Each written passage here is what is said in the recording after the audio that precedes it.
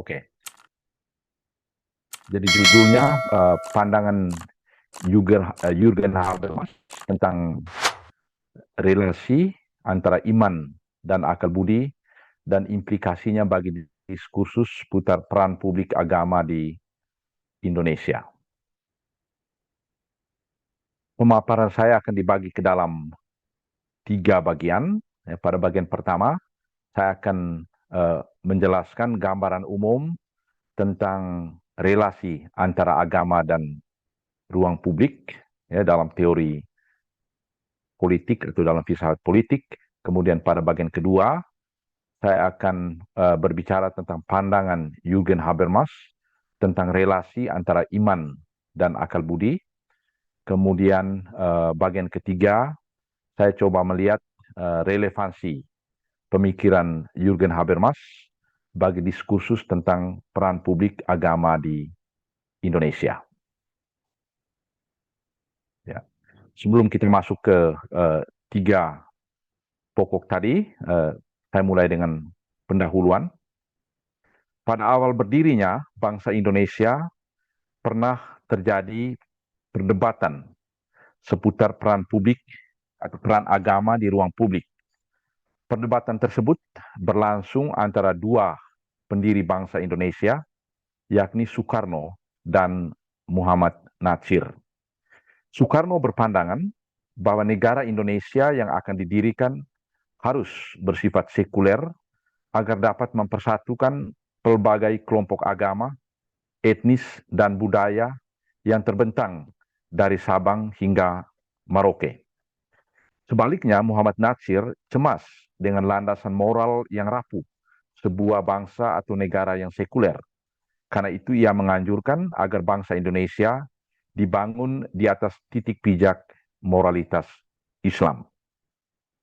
Perdebatan ini diakhiri dengan sebuah kompromi di mana Pancasila diterima sebagai landasan moral bangsa Indonesia. Dengan pengakuan atas Pancasila, bangsa Indonesia tidak menjadi negara Islam yang dapat menimbulkan penolakan dari agama-agama dan kepercayaan lain. Namun kelompok Islam tetap menerima Pancasila karena Pancasila diakui sebagai konsensus lintas batas atau dalam term yang digunakan John Rawls, overlapping konsensus yang mampu mengartikulasikan moralitas publik Islam. Pengakuan akan Pancasila juga tidak menjadikan bangsa Indonesia sebagai negara sekuler yang dapat menimbulkan reaksi negatif dari kelompok religius. Dengan Pancasila, Indonesia didirikan atas dasar prinsip kepercayaan pada Tuhan Yang Maha Esa. Artinya, nilai-nilai religius menjadi basis kehidupan berbangsa dan moralitas publik. Perdebatan tentang peran publik agama di Indonesia belum berakhir dengan diterimanya Pancasila sebagai landasan moral bangsa. Polemik seputar pasal agama di dalam Kitab Undang Hukum Pidana atau KUHP yang disahkan pada awal tahun ini menunjukkan hal tersebut. Perdebatan berkisar seputar pasal perlindungan terhadap agama, pasal penodaan agama, dan larangan untuk menganut dan menyebarkan ateisme. Diskusi tentang peran publik agama tidak hanya terjadi di negara-negara religius seperti Indonesia, tapi juga di negara-negara sekuler di mana peran agama dipandang tidak penting lagi. Di negara-negara sekuler, diskursus putar peran publik agama diwarnai dengan tesis yang menegaskan bahwa keyakinan-keyakinan religius merupakan persoalan privat dan karena itu harus disingkirkan dari proses perdebatan atau deliberasi politik. Para pendukung tesis privatisasi agama ini beranggapan bahwa dalam diskusi tentang persoalan politik atau pengambilan keputusan politik, rujukan pada keyakinan atau otoritas agama tidak dapat diterapkan di dalam masyarakat plural. Sebab argumentasi berbasis religius tersebut sudah pasti tidak akan mendapat persetujuan dari semua warga negara. Dari perspektif hermeneutis, argumentasi religius tidak akan dipahami oleh warga non-religius atau warga sekuler. Juga praktek kekuasaan negara yang didasarkan pada pandangan agama atau ideologi tertentu berdampak secara politis pada perlakuan yang tidak setara terhadap warga yang setara. Karena itu argumentasi religius tidak memiliki tempat dalam diskursus publik. Jadi memberi ruang kepada agama untuk berkiprah di ruang publik itu dapat membahayakan kebebasan orang lain. Karena itu agama harus didomestifikasi atau ditempatkan di ruang privat. Dalam konteks ini, Richard Rorty menyebut agama sebagai conversation stopper atau penghalang komunikasi, penghalang dialog. Rorty mengangkat contoh tentang tesis moral bahwa tesis moral yang dianut oleh orang-orang Kristen ya bahwa homoseksualitas adalah dosa karena di dalam kitab Imamat bab 18 ayat 22 dinyatakan sebagai kekejian. Ya, jadi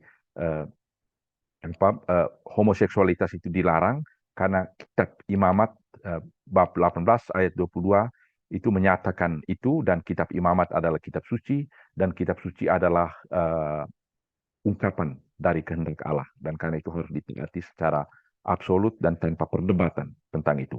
Karena itu Rorty mengatakan bahwa agama dalam hal ini adalah bisa dipandang sebagai penghalang komunikasi atau penghalang deliberasi publik dalam demokrasi. Pernyataan seperti ini menurut Rorty menghentikan diskursus karena mengabaikan kepentingan publik demi sikap atau keyakinan pribadi yang sesungguhnya bukan menjadi bagian dari ranah politik.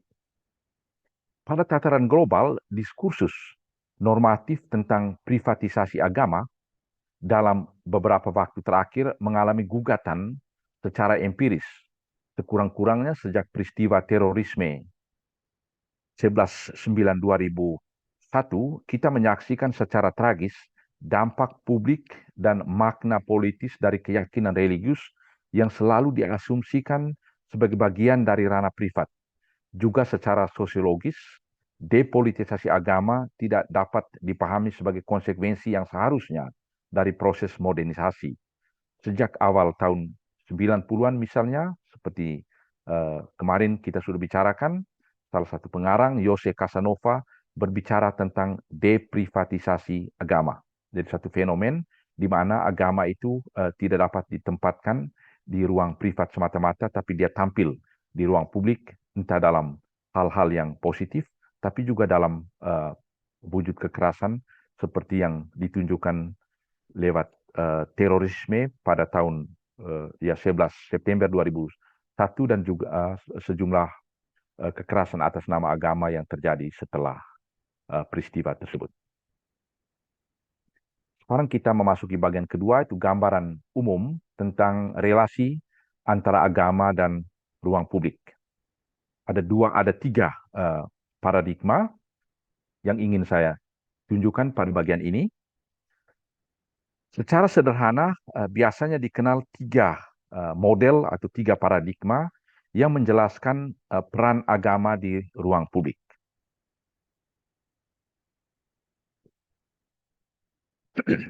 Pertama, pandangan yang mengatakan bahwa agama harus ditempatkan di ruang privat. Pandangan atau pemikir yang berpendapat seperti ini sebenarnya tidak banyak lagi, dan salah satu contohnya adalah Richard Rorty.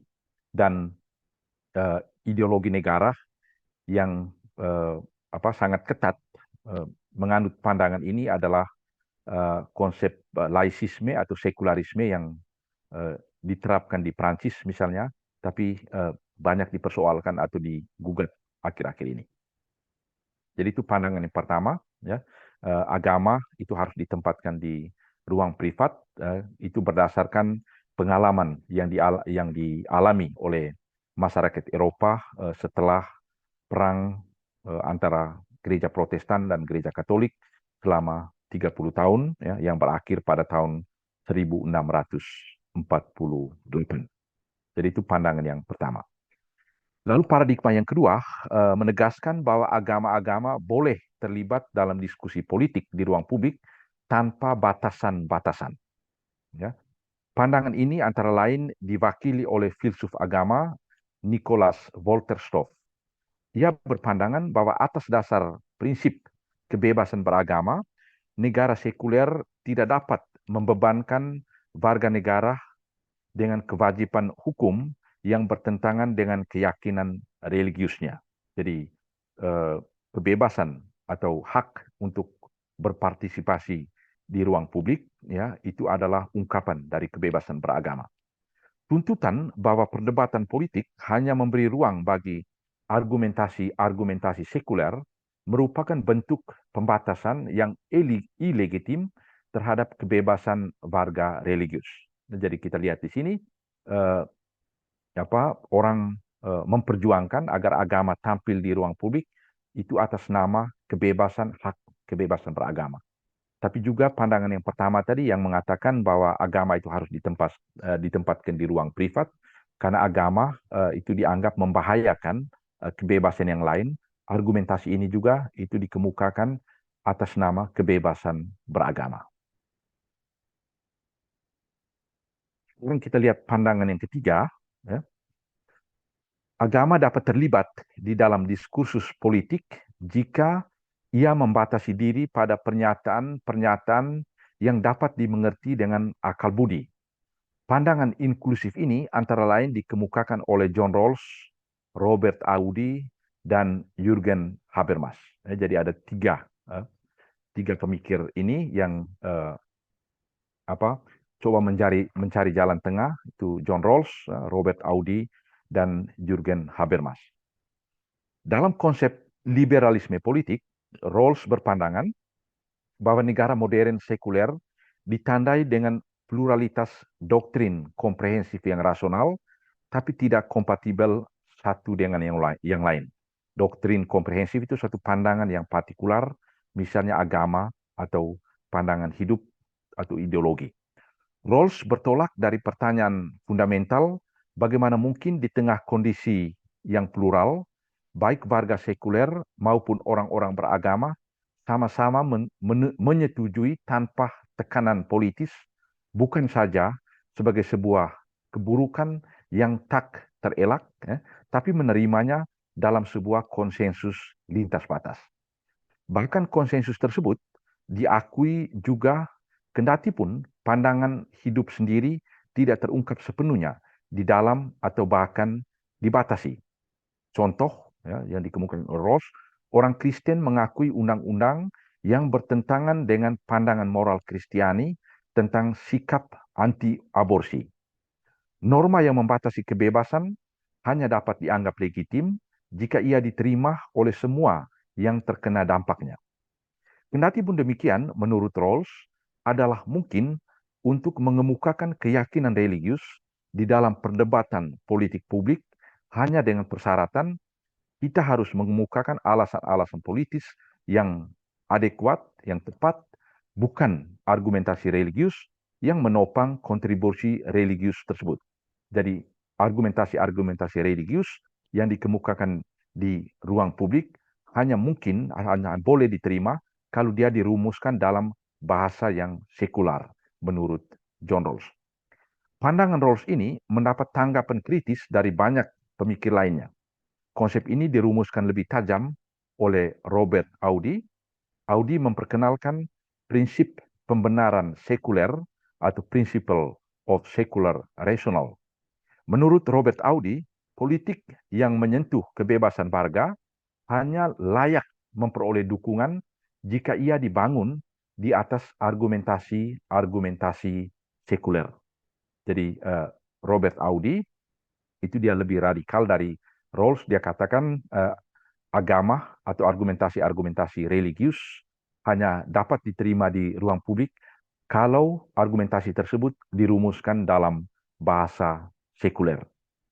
Misalnya, ini contoh yang diangkat oleh Robert Audi, kewajiban doa di sekolah-sekolah publik menurut Audi dapat dibenarkan dengan alasan-alasan sekuler seperti manfaat pedagogis dan psikologis untuk anak-anak muda. Jadi Robert Audi tidak berkeberatan kalau di sekolah-sekolah misalnya sebelum pelajaran dimulai itu ada doa, ya, anak-anak diwajibkan untuk doa, tapi alasan yang harus dikemukakan ya, itu bukan karena doa itu merupakan ungkapan iman ya dari orang Katolik atau orang Kristen atau orang Islam, tetapi karena doa itu memberikan manfaat pedagogis dan psikologis untuk anak-anak didik atau anak-anak muda ya. Jadi itu jelas ini manfaat psikologis dan pedagogis itu bukan argumentasi religius tapi argumentasi sekuler yang bisa dimengerti oleh orang-orang lain termasuk orang-orang yang tidak percaya kepada Tuhan.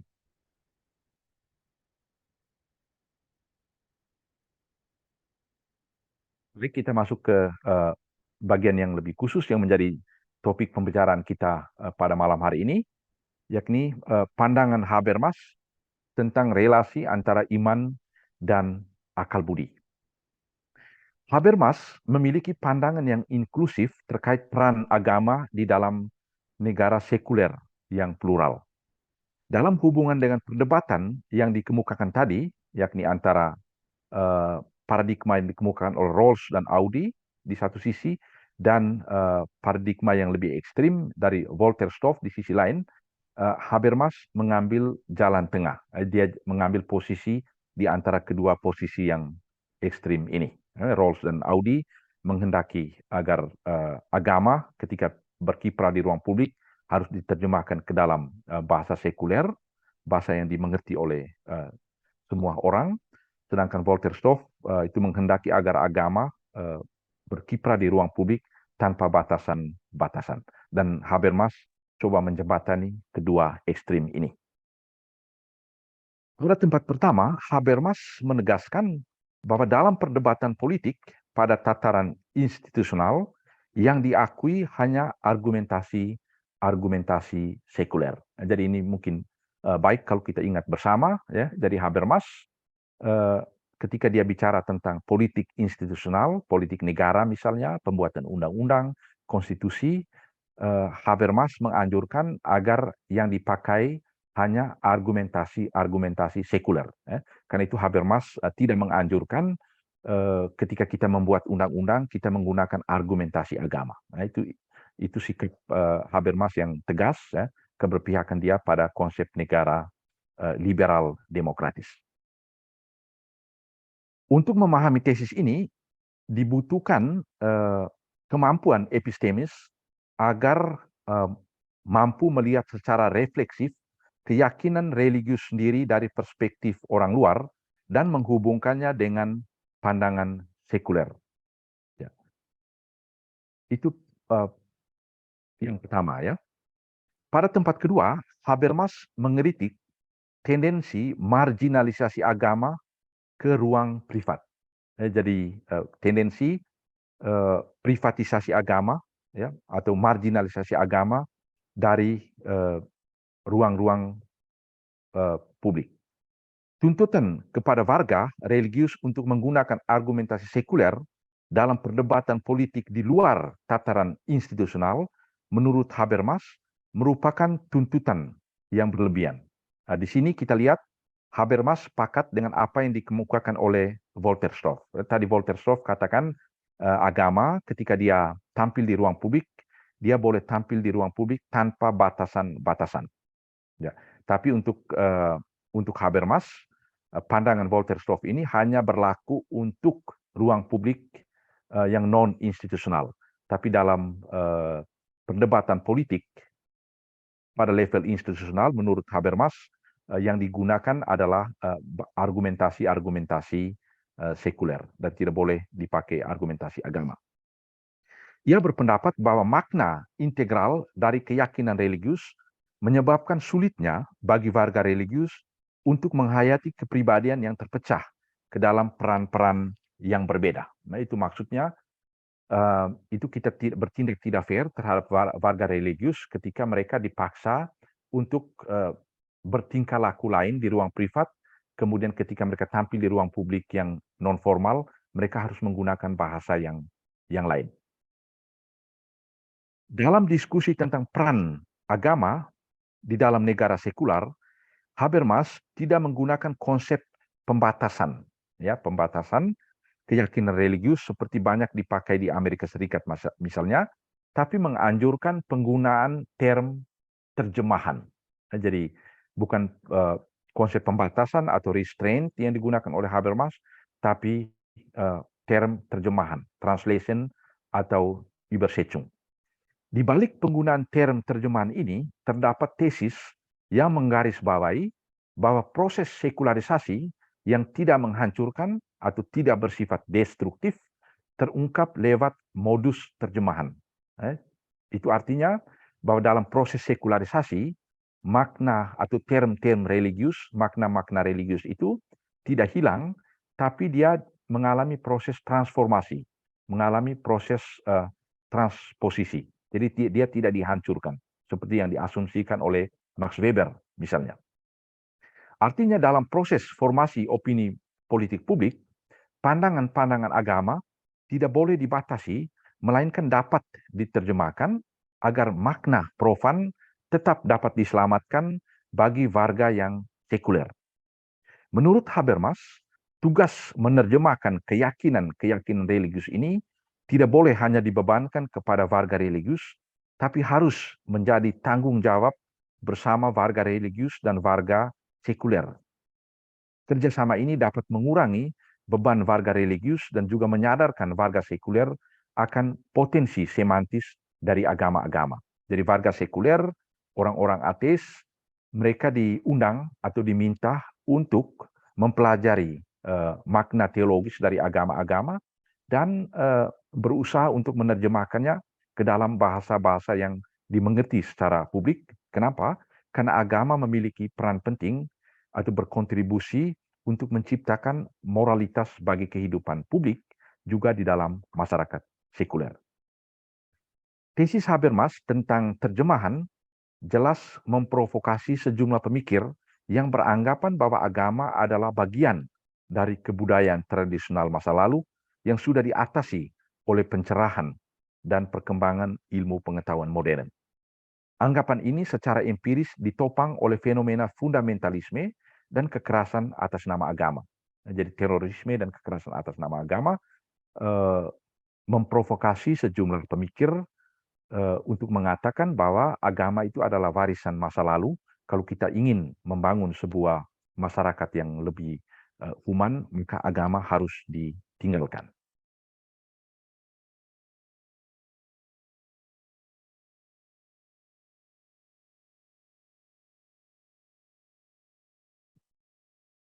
Bagaimana kita menjelaskan pandangan Habermas yang begitu positif terhadap agama dalam masyarakat sekuler tersebut? Ada dua alasan kenapa Habermas dalam teorinya, dalam pandangan itu memiliki gambaran yang sangat positif terhadap agama. Dan pandangan yang sangat positif terhadap agama ini itu nampak jelas dalam karya-karya Habermas sejak tahun 2001. Kalau kita bandingkan dengan karya Habermas sebelumnya, misalnya dalam karya sosiologisnya, teori tindakan komunikatif, itu jelas ya. Habermas masih menganut teori sekularisasi di mana dalam seluruh proses modernitas dan sekularisasi itu agama akan lenyap. Ya. Namun sejak tahun 2001 Habermas merevisi kembali teorinya dan memiliki pandangan yang sangat positif tentang agama. Dan ada dua alasan mendasar kenapa Habermas memiliki pandangan yang positif tentang agama dalam masyarakat sekular. Yang pertama, arti penting agama ketika berhadapan dengan sejumlah fenomena patologi sosial atau penyakit sosial. Habermas menekankan bahwa perkembangan minatnya terhadap tradisi agama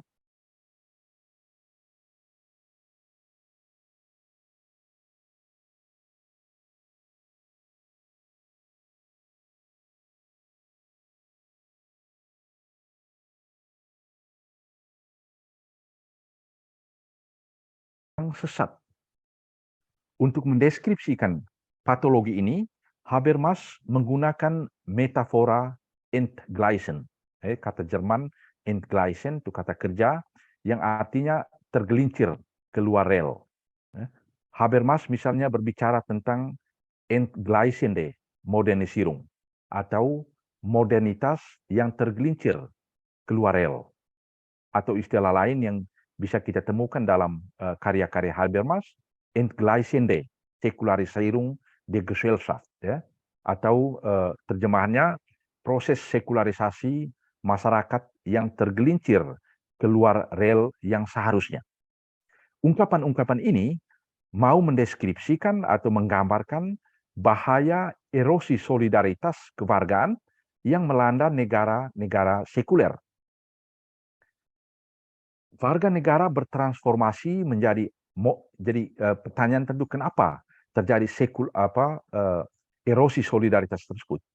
Warga negara bertransformasi menjadi monade-monade atau individu liberal atau mistik, atau dalam bahasa Michael Sandel yang kita bicarakan kemarin, unencumbered self, yang bertindak hanya untuk kepentingan dirinya sendiri. Mereka cenderung menggunakan hak-hak liberalnya sebagai senjata untuk mempertahankan diri dan menyerang yang lain. Justru konsep demokrasi deliberatif yang dianjurkan Habermas sangat bergantung pada partisipasi substantif warga dalam proses politik. Jadi erosi solidaritas dalam kehidupan publik tadi, karena individu itu menjadi unencumbered self, ya, itu membahayakan kehidupan berdemokrasi, kehidupan bernegara. Sementara itu kehidupan bersama, atau dalam bahasa Habermas, demokrasi deliberatif itu mengandaikan adanya partisipasi dari setiap warga negara. Habermas menunjukkan sejumlah indikasi raibnya kebajikan politik publik tersebut lewat sejumlah akibat dari perkembangan ekonomi global tanpa kendali yang pada gilirannya menciptakan depolitisasi dan privatisasi warga. Untuk warga negara itu menjadi warga ekonomis atau menjadi konsumen. Perkembangan ini merupakan antagonisme dari praksis demokrasi deliberatif yang menuntut partisipasi aktif warga. Habermas berpandangan bahwa untuk menghadapi krisis ini, negara sekuler sangat membutuhkan kekuatan solidaritas warga dan keterlibatan aktif masyarakat sipil. Karena itu negara hukum konstitusional harus merawat dan menjalin komunikasi yang penuh kehati-hatian dan dalam suasana damai dengan sumber-sumber daya yang berperan membentuk etos prapolitis. Dan yang membentuk etos prapolitis ini salah satunya misalnya agama. Menurut Habermas, tradisi agama merupakan salah satu dari sumber daya etos tersebut. Agama memang bukan merupakan sumber etos satu-satunya atau menentukan, seperti pernah diasumsikan oleh salah seorang pemikir Jerman bernama Ernst Wolfgang Böckenförde. Kendati pun demikian, tradisi religius menurut Habermas memainkan peran khusus dan luar biasa karena agama mengandung potensi makna yang memberi arti.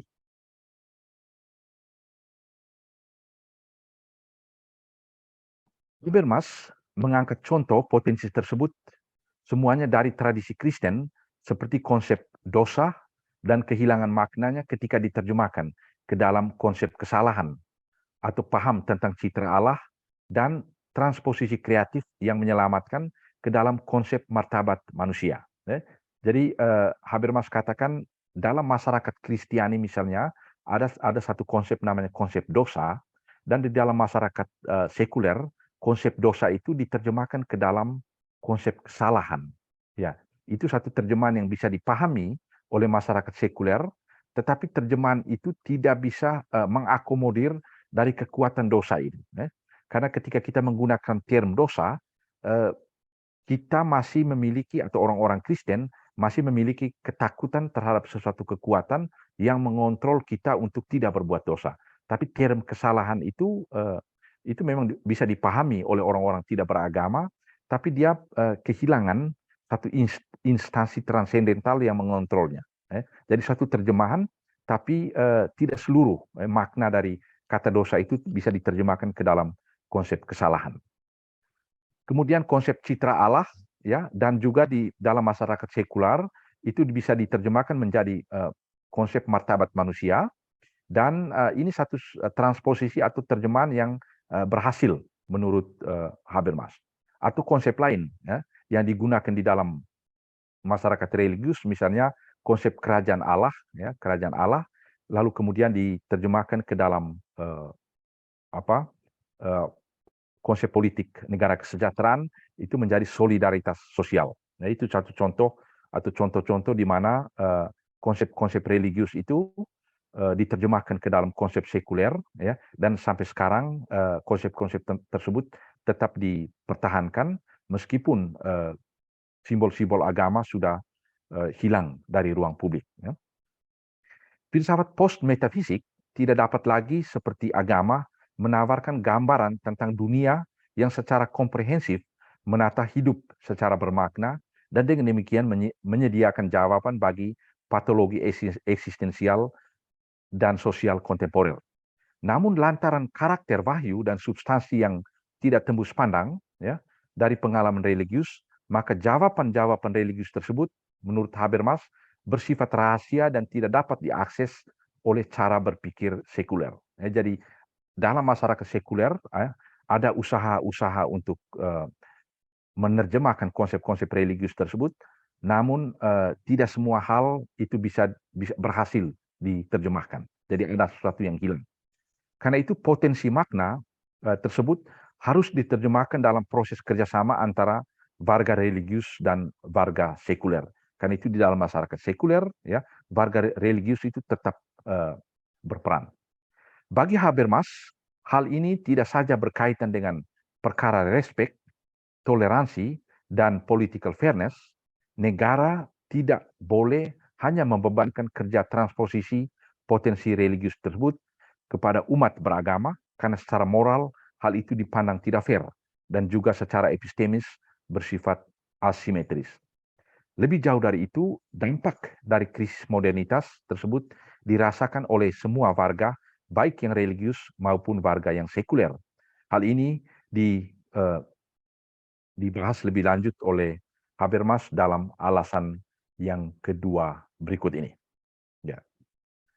Alasan kedua kenapa Habermas berpandangan bahwa agama itu tetap penting dalam masyarakat sekuler. Ya.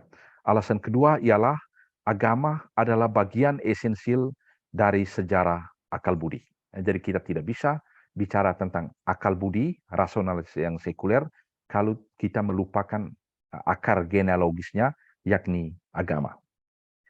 Habermas mengakui di satu sisi bahwa retakan historis antara ilmu pengetahuan sekuler dan wahyu agama tidak dapat disambung kembali. Jadi agama dan ilmu pengetahuan itu sudah berpisah dan itu tidak bisa disambung kembali. Tapi di sisi lain, pemikiran post-metafisik tidak dapat memahami dirinya sendiri dengan baik jika ia tidak merefleksikan tradisi agama sebagai bagian dari genealoginya. Jadi agama itu adalah bagian esensial dari sejarah ilmu pengetahuan, sejarah pemikiran sekuler, dan juga sejarah perkembangan teknologi. Sebab asal-usul agama, Yudeo-Kristiani, berakar di dalam zaman antik yang juga menjadi tempat asal filsafat. Keduanya sama-sama mengalami transformasi kognitif dari mitos menuju logos. Jadi baik ilmu pengetahuan maupun agama itu sama-sama mengalami proses demitologisasi atau proses transformasi dari mitos menuju logos. Keduanya diwarnai dengan proses helenisasi dan proses apropriasi konsep dan motif timbal balik yang melampaui Kant dan Hegel.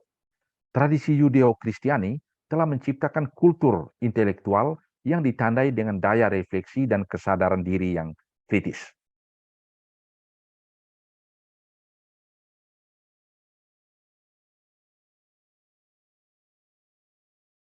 Atas dasar latar belakang bersama dari iman dan pengetahuan ini, atau dari akal budi dan agama, Habermas menegaskan bahwa dalam masyarakat post-sekuler dewasa ini, pandangan di dunia yang sekularistik dan naturalistik murni tidak dapat dipertahankan lagi. Jadi ada pandangan yang mengatakan bahwa dunia ini bisa ada dalam dirinya sendiri, jadi tidak ada moral, tidak ada kebebasan manusia, tapi gerak-gerik yang dilakukan oleh manusia bisa dijelaskan secara naturalistik, ya. Dan Habermas menolak pandangan ini, dan untuk bisa berargumentasi menolak pandangan ini, menurut Habermas dia harus merujuk kepada agama.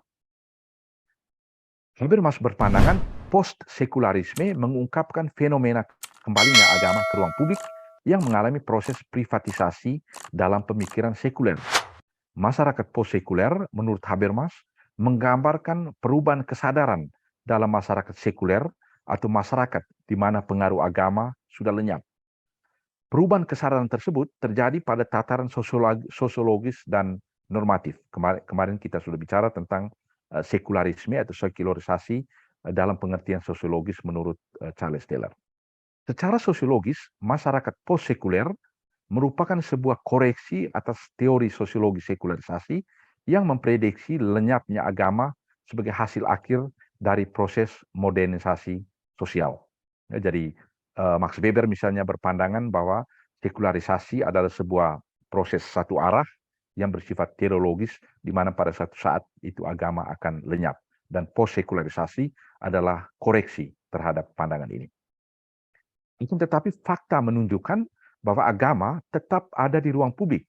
Dan menurut Habermas, fenomena ini akan tetap bertahan di masa depan. Dari perspektif sosiologis, konsep masyarakat post-sekuler juga mau mengungkapkan bahwa secara epistemis, masyarakat modern tetap terbuka terhadap kehadiran komunitas-komunitas religius.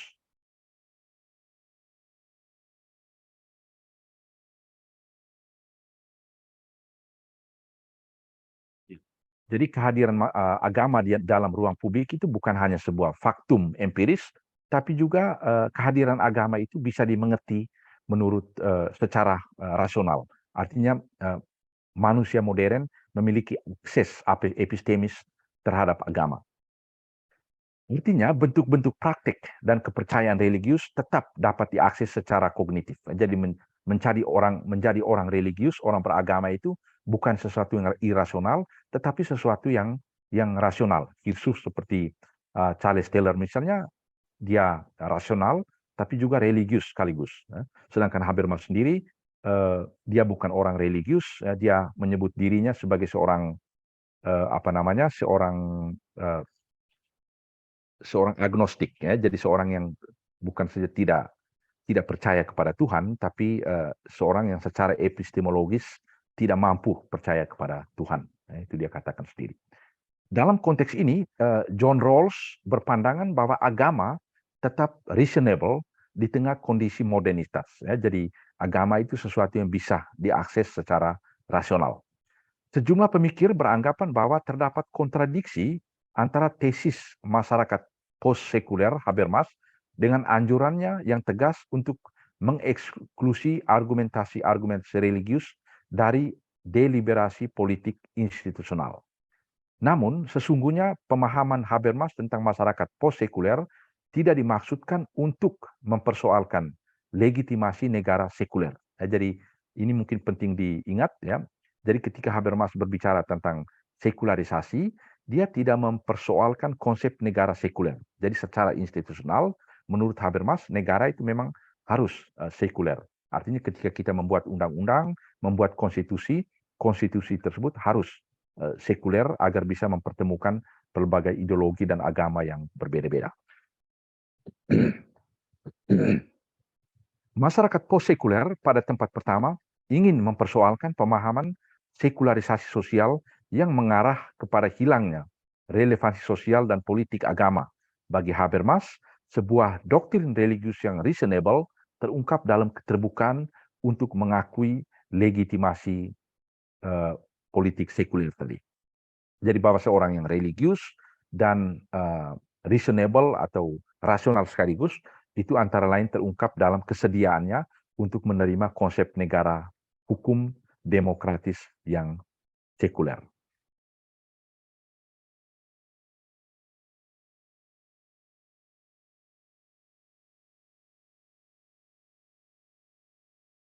Tesis post-sekularisme yang tadi dikemukakan Itu berarti di satu sisi atas dasar genealoginya, rasionalitas post-metafisik mengenal batas-batas dan dengan demikian mengatasi sebuah pemahaman diri yang sekularistik murni.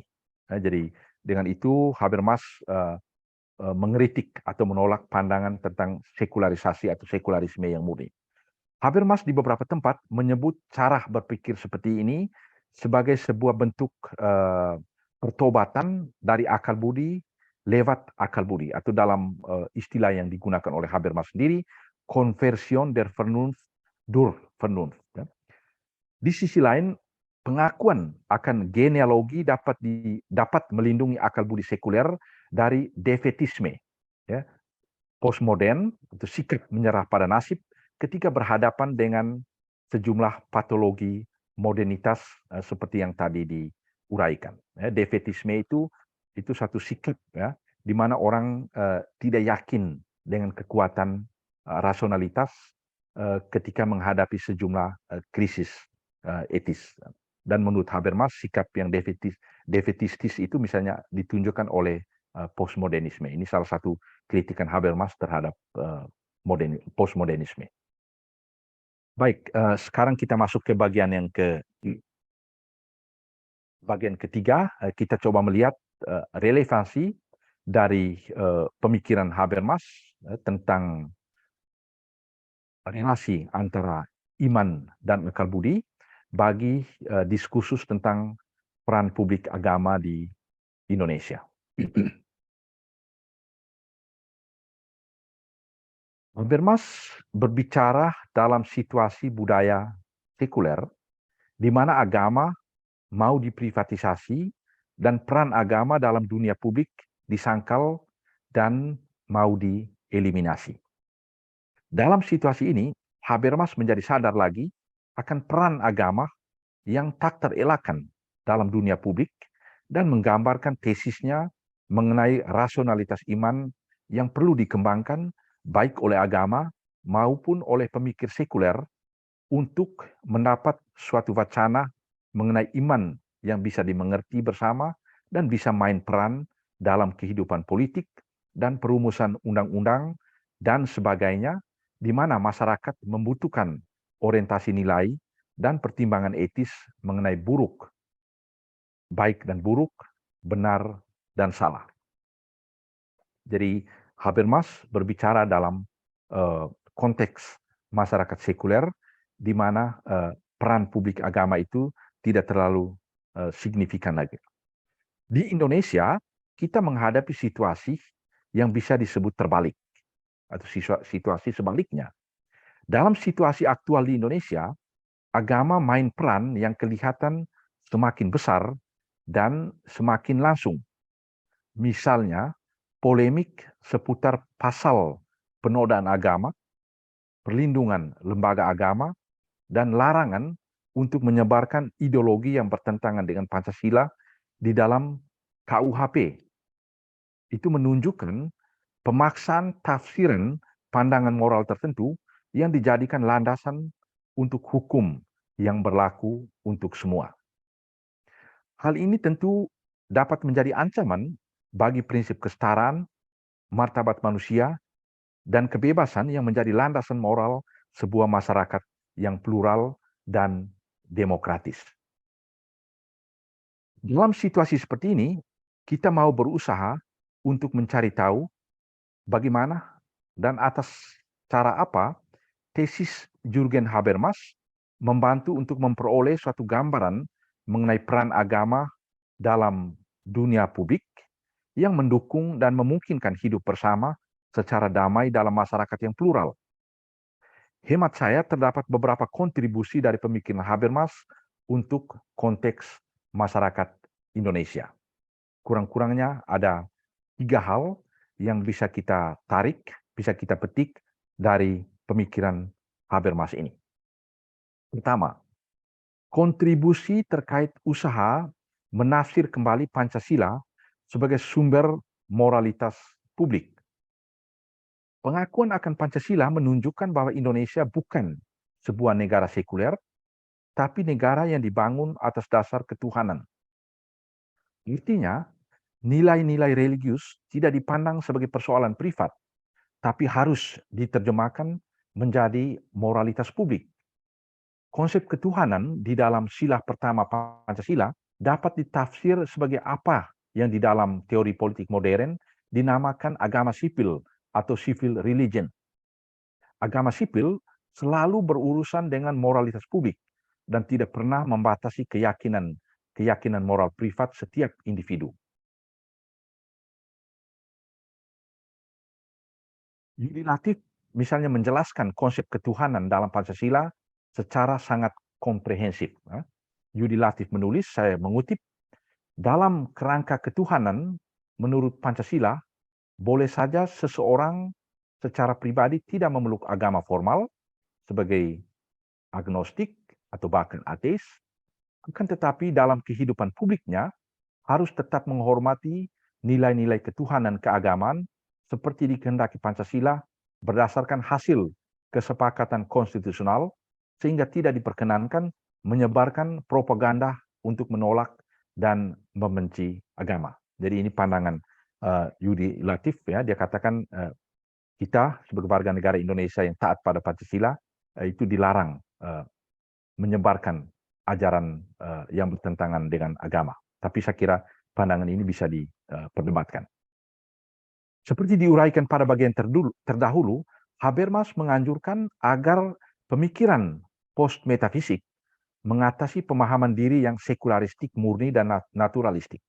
Dengan itu Habermas memberi ruang bagi agama-agama untuk berkiprah di ruang publik guna mengatasi patologi masyarakat modern dan krisis solidaritas sosial. Sejalan dengan ini, Pancasila juga menolak tesis liberal tentang privatisasi agama dari ruang publik. Sebab ketika agama tersudut dari ruang publik ke ruang privat, yang muncul adalah ekspresi spiritualitas personal yang terputus dari kehidupan publik. Sebaliknya, politik sekuler memandang rendah nilai-nilai agama dan mengabaikan signifikansi moral ketuhanan.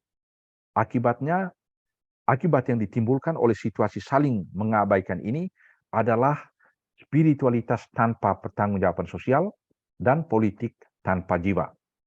Untuk itu, fundamentalisme, baik fundamentalisme agama maupun fundamentalisme sekuler, harus dihindari. Maraknya korupsi di tengah pesatnya perkembangan agama-agama di Indonesia merupakan bukti kasat mata bahwa agama harus dihayati sebagai ritus kesalian privat dan belum menjadi kekuatan moral di ruang publik. Atau masih dihayati sebagai ritus kesalian privat dan belum menjadi kekuatan moral di ruang publik. Prinsip ketuhanan sebagai dasar moral bangsa dalam Pancasila tidak akan mengalami proses penyempitan yang fundamentalistik seperti dijelaskan dalam bagian terdahulu jika sila ketuhanan tidak dipisahkan dari sila-sila yang lainnya.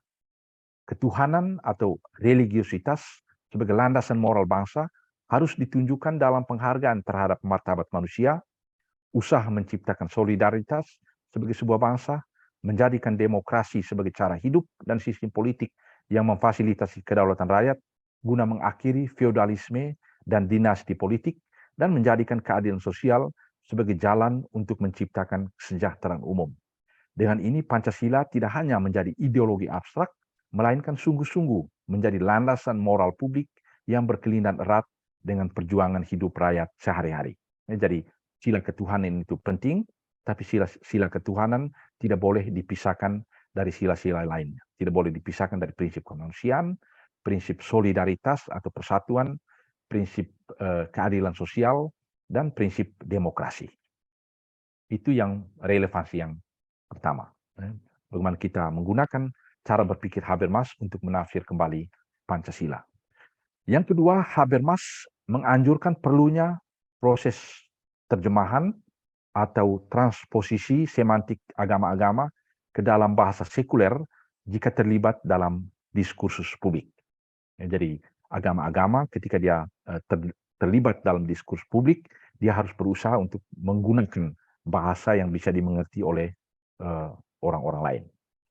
Seorang politisi Katolik misalnya yang menjadi anggota parlemen dapat membenarkan atau melegitimasi posisinya yang sesuai dengan iman Kristiani dalam argumentasi akal budi sekuler tanpa rujukan kepada ayat-ayat kitab suci atau otoritas religius.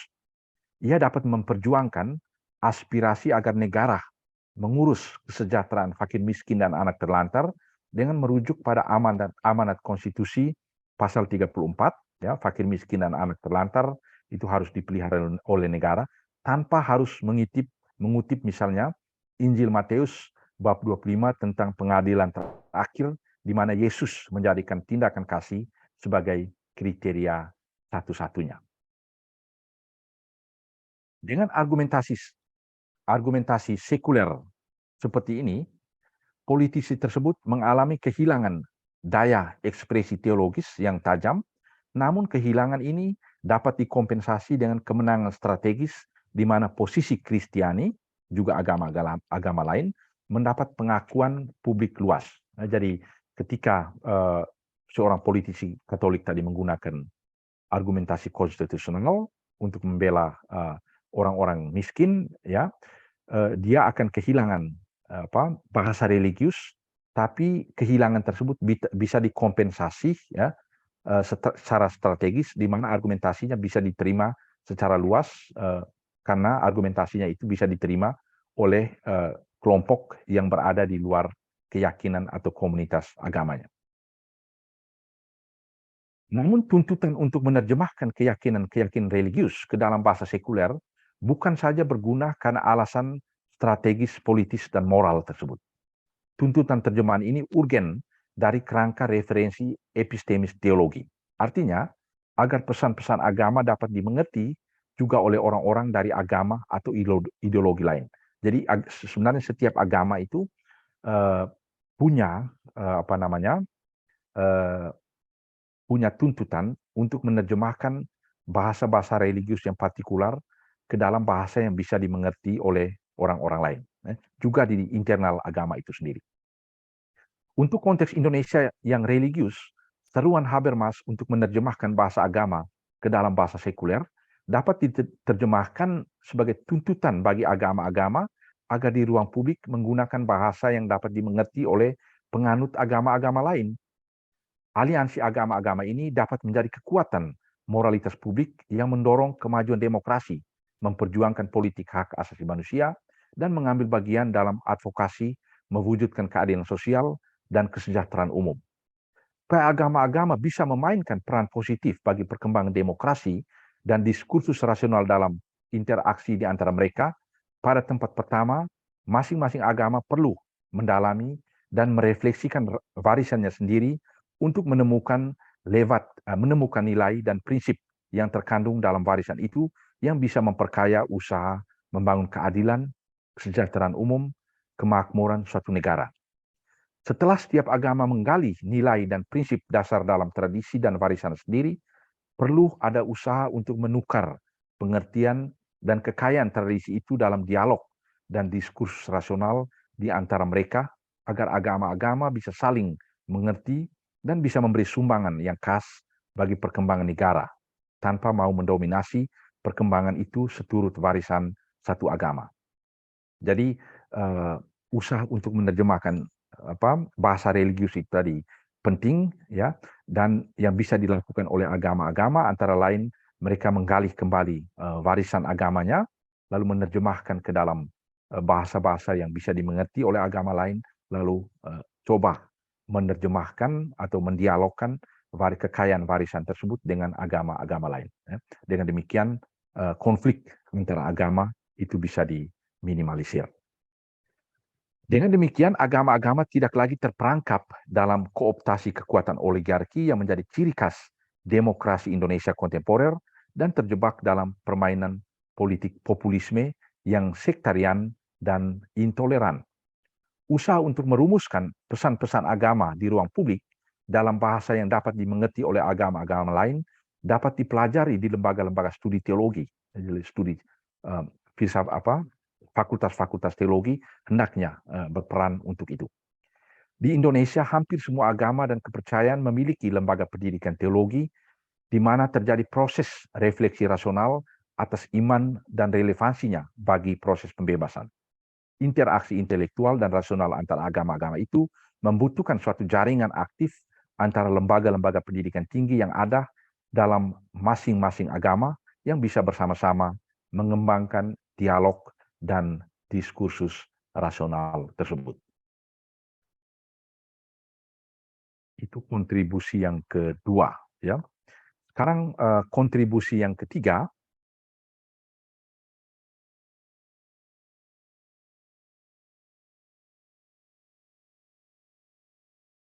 Dalam kondisi masyarakat modern post-sekuler, Habermas juga menuntut adanya proses saling belajar antara warga religius dan warga non-religius. Proses saling belajar tersebut urgen bukan saja karena tuntutan masyarakat plural, tapi juga karena memiliki nilai epistemik. Artinya, lewat proses saling belajar tersebut, umat beragama dan warga sekuler mampu mengatasi tantangan-tantangan kognitif masyarakat modern. Jadi dengan belajar dari warga sekuler, warga religius bisa mengatasi dan menghadapi tantangan-tantangan kognitif. Apa contohnya? Contoh tantangan kognitif misalnya perkembangan ilmu pengetahuan, ya. Dan misalnya dalam sejarah kekristenan, sekurang-kurangnya sejarah Kristen Katolik, ya, dalam sejarahnya itu gereja Katolik mengalami kesulitan untuk menerima teori Darwin misalnya atau teori dari Galileo Galilei, ya. Tapi dalam perjalanan waktu akhirnya gereja Katolik atau teologi Katolik berhasil untuk mengadaptasi atau menyesuaikan diri dengan penemuan ilmu pengetahuan modern tersebut. Kesadaran ini memampukan mereka untuk menemukan cara menyelaraskan klaim-klaim kebenaran doktrin agamanya dengan pluralitas doktrin lainnya yang memiliki klaim kebenaran serupa tapi inkompatibel. Jadi dengan terbuka terhadap penemuan ilmu pengetahuan, agama-agama juga melatih diri untuk bertindak toleran, ya. Bahwa doktrin teologis yang diajarkan itu benar, dan kebenaran itu tidak berarti kebenaran yang diwartakan dalam agama lain itu salah. Jadi mengakui doktrin agama saya benar itu tidak mengharuskan saya untuk mengatakan bahwa doktrin agama lain itu salah. Jadi kita bisa menerima, ya, kebinekaan. Umat beragama juga harus belajar membangun relasi yang harmonis antara otoritas ilmu pengetahuan alam dengan klaim-klaim kosmologis doktrin agama. Dan saya kira ini persoalan yang agak rumit, ya, yang dialami oleh agama-agama, ya, terutama misalnya sekarang dengan persoalan kesulitan agama-agama untuk mengakui, ya, keberadaan teman-teman LGBT misalnya. Warga religius juga harus menginternalisasi prinsip-prinsip keadilan sekuler dengan menempatkan prinsip-prinsip tersebut ke dalam pandangan hidup dan orientasi nilai mereka. Untuk konteks masyarakat Indonesia yang menempatkan agama sebagai elemen sosiokultural yang sangat penting, proses belajar dan dialog agama dengan ilmu pengetahuan sekuler itu sangat penting. Beberapa waktu terakhir, gelombang fundamentalisme dan terorisme atas nama agama mewarnai kehidupan beragama di Indonesia. Persoalan ini tidak cukup hanya diselesaikan secara legal dengan melarang tafsiran agama yang dianggap fundamentalistik. Larangan legal seperti ini cenderung disalahgunakan oleh kekuasaan negara untuk membatasi kebebasan berekspresi dari kelompok-kelompok yang kritis terhadap rejim yang berkuasa. Misalnya Perpu yang melarang Hizbut Tahrir dan kelompok-kelompok lain itu sangat rentan dipakai oleh kekuasaan untuk membatasi kebebasan berekspresi. Dalam masyarakat yang plural seperti Indonesia yang menghargai hak-hak asasi manusia, disensus tentang keyakinan-keyakinan etis dasar seharusnya diterima sebagai sebuah realitas. Ruang publik perlu membuka diri terhadap konflik kebenaran metafisis dan religius. Jadi kita perlu membiasakan diri untuk berdebat tentang doktrin religius itu di ruang publik. Ya, misalnya saya hanya bisa angkat contoh dari perspektif Katolik. Misalnya kami meyakini bahwa Maria itu Perawan, ya, Perawan Maria, Santa Perawan Maria. Lalu mungkin ada yang tidak setuju dengan itu. Menurut saya tidak ada soal kalau kita memperdebatkan itu di ruang publik tanpa harus terlibat dalam konflik kekerasan fisik. Agama-agama dan pandangan hidup harus belajar hidup dalam konflik-konflik metafisis seperti itu tanpa harus menggunakan kekerasan. Untuk itu kita perlu mengembangkan apa yang oleh saya mengutip salah satu filsuf Jerman yang cukup dikenal sekarang namanya Otfried Höfe, ya. Otfried Höfe menamakan ini sebagai konsep liberalisme politis yang terbatas, ya. Konsep filsafat politik baru ini membuka ruang bagi disensus fundamental atau ketidaksepahaman fundamental atau ketidaksepahaman metafisis. Filsafat politik baru ini dapat dinamakan atau disebut juga dengan nama posisi setengah fundamentalisme atau fundamentalisme liberal. Sebuah fundamentalisme yang mengungkapkan diri di ruang publik dalam bentuk liberalitas. Bagi umat beragama, proses ini dapat menciptakan kesadaran religius modern yang menghargai pluralitas di ruang publik dan menjauhi kekerasan dalam menyelesaikan perbedaan pandangan fundamental. Ya.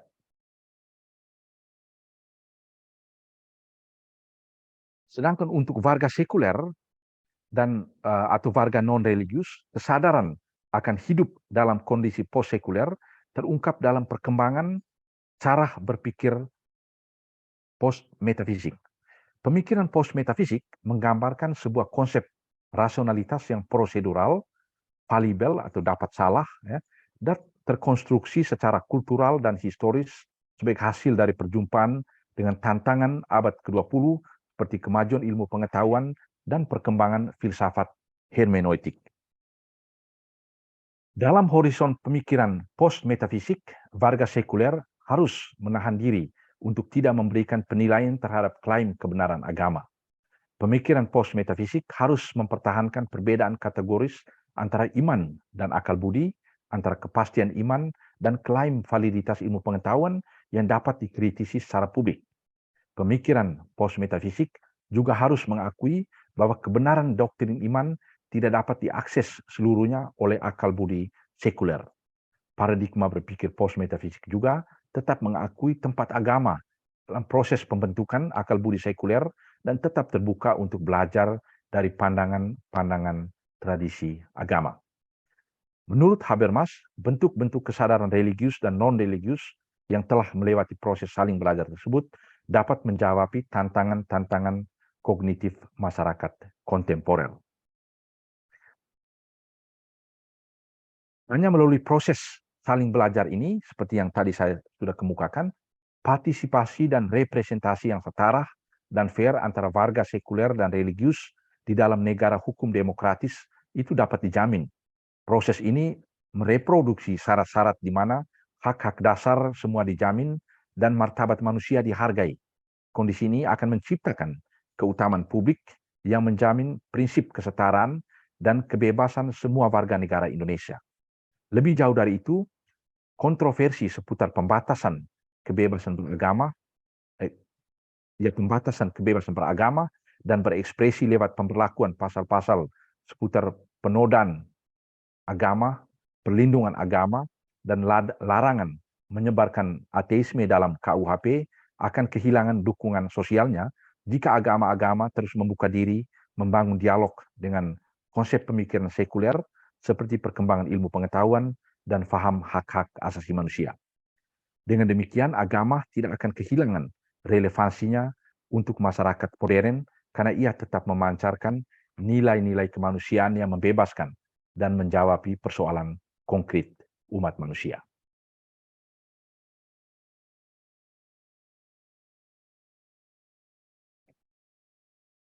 Baik, dalam pemaparan tadi ya saya telah coba menunjukkan relevansi pandangan Habermas tentang relasi antara iman dan akal budi bagi perumusan peran publik agama di Indonesia. Dalam masyarakat Indonesia, agama memiliki peran yang dalam kehidupan privat dan juga dalam kehidupan publik, peran yang penting dalam dua ranah kehidupan tersebut. Namun peran publik tersebut sering bersifat hegemonis ya, dan mengabaikan faktum bahwa bangsa Indonesia adalah sebuah masyarakat yang plural. Di sini Habermas menganjurkan solusi tentang pentingnya proses saling belajar antara agama dan akal budi sekuler agar keduanya dapat berkontribusi bagi pembentukan keadaban publik, pembentukan kehidupan publik yang damai dan juga saling menghargai satu sama lain. Baik, itu kira-kira apa yang saya bisa sharingkan pada malam hari ini. Saya kembalikan kepada Mbak Teresa untuk memandu diskusi.